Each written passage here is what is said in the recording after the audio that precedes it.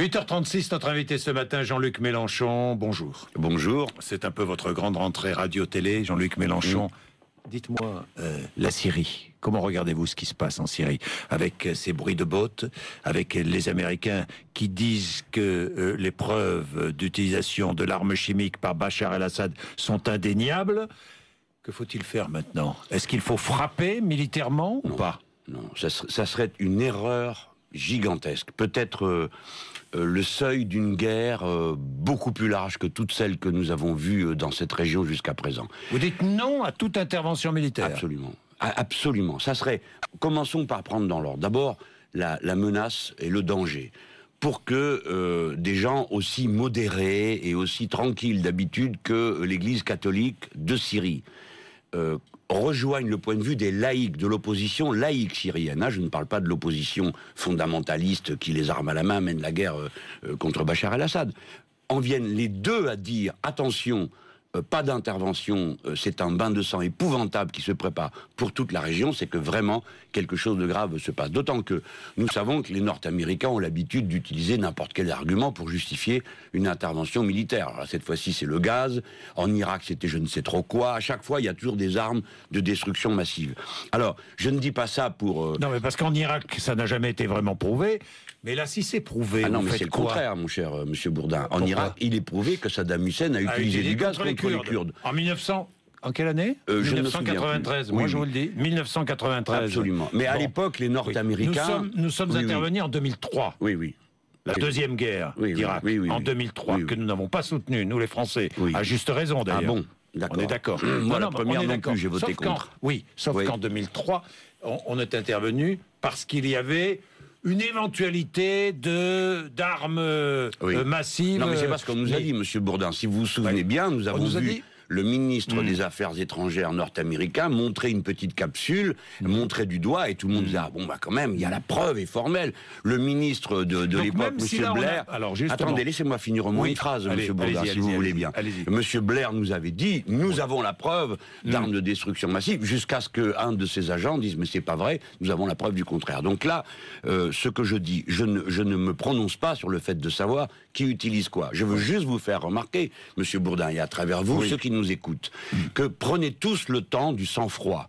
Rappelez-vous qu'il y a à peine 6 mois, je me souviens, j'ai entendu ça à la radio, je venais vous voir, la personne qui fait le rapport de l'ONU sur la situation à l'époque en Syrie, pour l'ONU, madame, l'ancienne présidente du tribunal pénal international, madame Del Ponte, je crois, disait que les armes chimiques avaient été... Voilà, Del Ponte, étaient utilisées par l'opposition et non pas par Bachar el-Assad. Donc, on dit que ces armes sont utilisées ou par les uns ou par les autres. Vous savez comme moi que cette opposition armée, j'ose à peine l'appeler opposition, mais enfin disons, l'armée d'opposition à monsieur Bachar el-Assad ne pourrait pas tenir le choc contre une armée régulière depuis maintenant plus d'1 an si elle n'était pas elle-même armée continuellement par des puissances étrangères. Par conséquent, la guerre est commencée... Notamment. Voilà.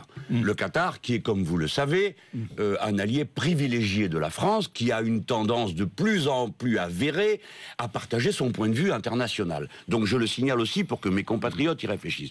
La guerre serait une erreur totale. Même s'il est prouvé, si l'ONU prouve que l'utilisation de l'arme chimique a été faite par Bachar el-Assad. Oui, bien sûr. Malgré tout. Mais écoutez, monsieur Bourdin, sinon où va-t-on ? On intervient partout. Alors, quel est le crime le plus dégoûtant? Alors, c'est l'arme chimique. Bon, supposez que il y a des traités internationaux concernant l'arme chimique. Bien sûr que un traité qui date de 1925. Absolument. Êtes-vous certain que les États-Unis d'Amérique l'aient signé? Monsieur Bourdin, je vous pose la question. Non, mais c'est vrai. Bon, vrai. Deuxième question. Il y a des choses que nous savons. C'est que les États-Unis d'Amérique ont pour habitude de reprocher... Mais je n'ai pas l'intention de défendre l'un ou l'autre des points de vue. Je dis, il ne faut pas faire cette guerre. Je vais vous donner un cas concret, monsieur Bourdin. Allez-y. Vous venez de me dire, si l'on a utilisé les armes chimiques, faut-il intervenir militairement? Évidemment, c'est une situation épouvantable d'utiliser l'arme chimique.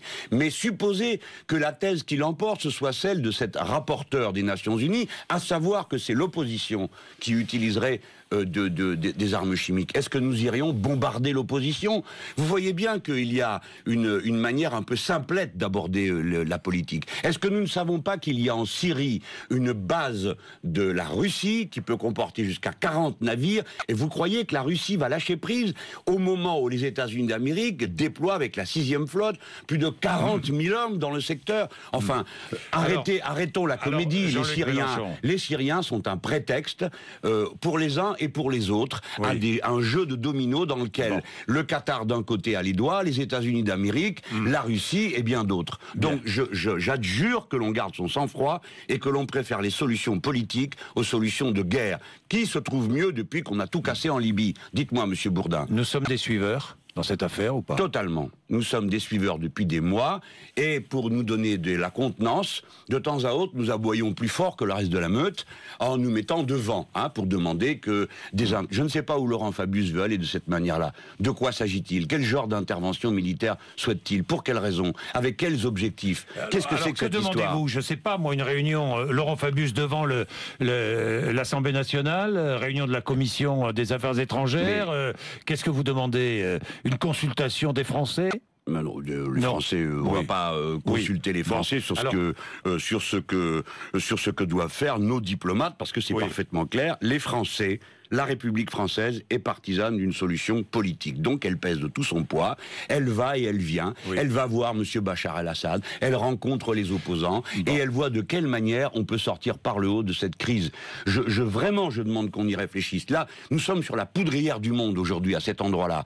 Nous ne pouvons pas pousser un pion à un endroit sans que c'est une conséquence immédiate sur le Liban et une conséquence immédiate sur Israël. Là, on ne joue pas avec le feu. Ce matin, j'avais Jacques Miard qui disait exactement la même chose, député UMP. Exactement la même chose. Mais pourquoi pas? Pourquoi pas? Écoutez, et Marine Le Pen dit exactement la même chose. Mais pourquoi pas? Mais pourquoi pas? Mais quel est le problème? Tout de même, on a le droit d'avoir un point de vue français, non? Mais moi, je bon, quand M. de Villepin s'est opposé, M. Bourdin, quand M. de Villepin s'est opposé à la guerre des Nord-Américains contre l'Irak, j'ai soutenu le point de vue de M. de Villepin. Lorsqu'à la première guerre du Golfe, je me suis opposé à la première guerre du Golfe.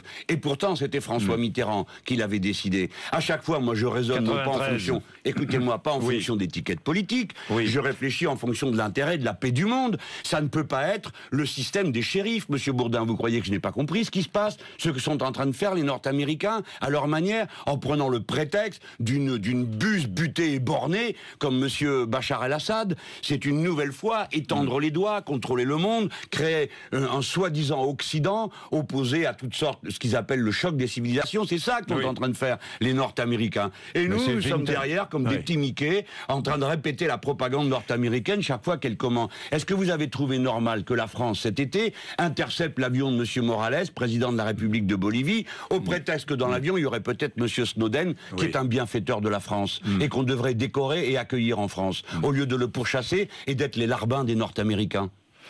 Les retraites. Attendez, j'ai pas fini. La négociation sur le grand marché transatlantique qui vient de commencer. Comment se fait-il que la France n'ait même pas demandé des explications aux Nord-Américains sur le fait qu'ils ont espionné? On a beaucoup parlé ici, même avec vous. Mais oui, mais vous avez vu que c'est moi qui avais bien raison.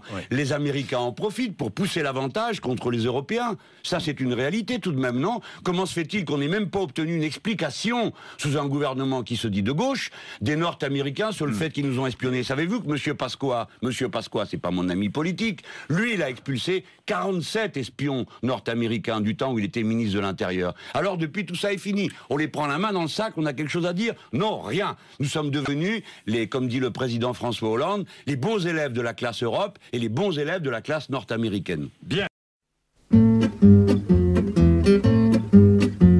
Quand ils sont tout neufs, qu'ils sortent de l'œuf du cocon, tous les jeunes blancs-becs prennent les vieux mecs pour des cons. Quand ils sont devenus des têtes chenues, des grisons, tous les vieux fourneaux prennent les genoux pour des cons.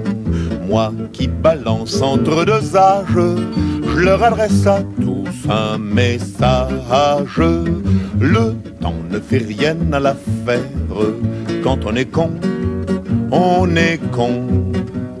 Qu'on ait 20 ans, qu'on soit grand-père, quand on est con, Syrian state TV says the military has found a chemical laboratory which produces poisonous materials in the town of Jobar on the outskirts of Damascus. Sources claim the rebels were planning to stuff shells with the chemicals and use them to attack the capital. Let's now get more from our Middle East correspondent, Paula Slier. Hello there, Paula. So what do we know about what's been found there?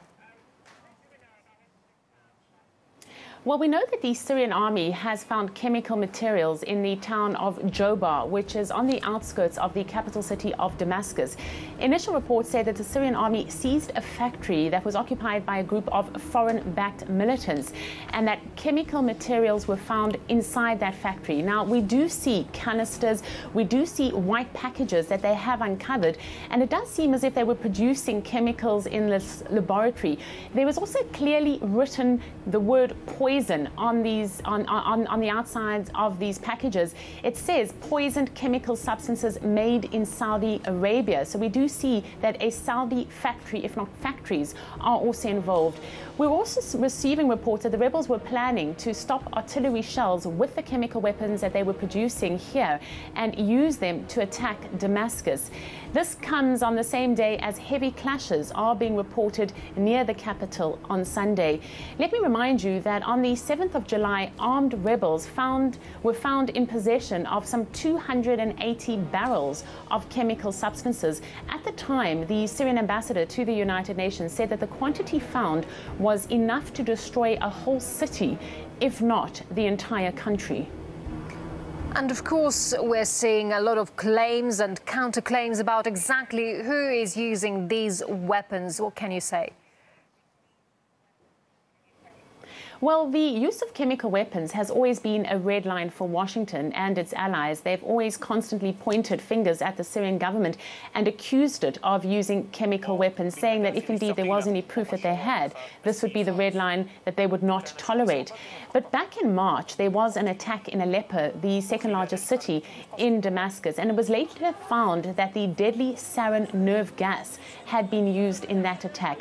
Moscow conducted its own investigation and concluded that the Syrian rebels were actually to blame for the use of the gas. And Russia gave samples and documents relating to this to the United Nations last week. Russia's United Nations ambassador said that Western claims appear to be aimed at undermining investigations into the chemical attack. He said this when he explained the findings. The results of the analysis clearly indicate that the ordnance used in Khan al-Assal was not industrially manufactured and was filled with sarin. The sarin technical specifications prove that it was not industrially manufactured either. The projectile involved is not a standard one for chemical use. Therefore, there is every reason to believe that it was the armed opposition fighters who used the chemical weapons in Khan al-Assal.